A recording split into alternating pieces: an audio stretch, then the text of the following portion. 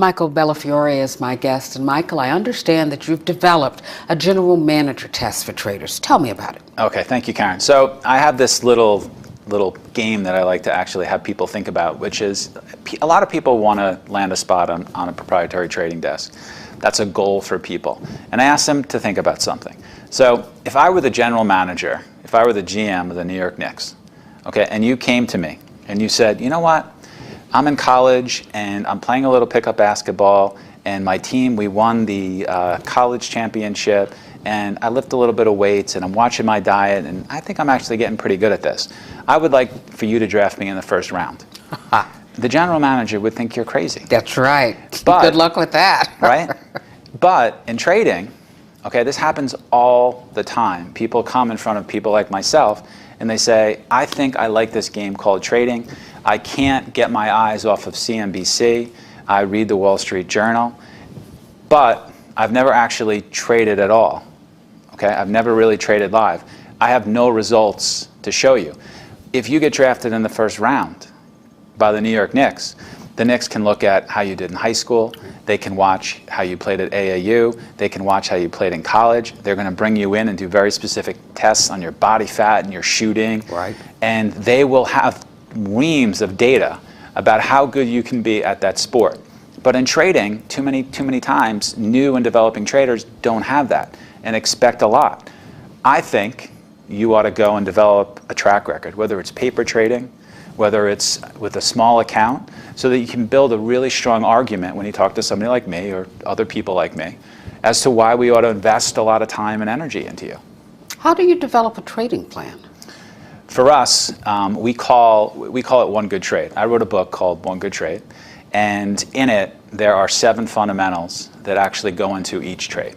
So as long as our traders have thought of these 7 fundamentals, whether they've made money or whether they've lost money, we're not really that concerned. Is the process that they went through fundamentally sound? Oh, I don't want you to go through each and every one of them. Could you just give me a quick picture of the 7 fundamentals? Sure. So we take a look at proper preparation. Okay, proper preparation, did you know enough about a particular stock? Discipline, okay, what was your plan? Did you actually stick to your plan?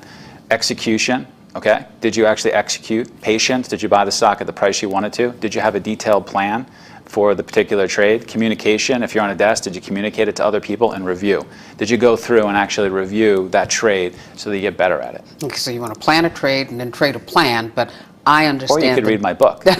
Discipline is the toughest part, isn't it?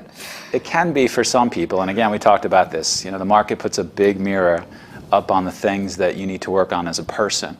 And so I had a conversation with somebody who was an incredibly bright young trader, and he was struggling with discipline. He came into my office and he said, you know, how do I actually get more disciplined in my trading? And I fired back to him and said, well, how do you think that you become more disciplined in your trading? Because my job is actually to get them to understand the right answers. It's not to give them the right answers. It doesn't help anyone if I give them the answers and it doesn't make sense to them.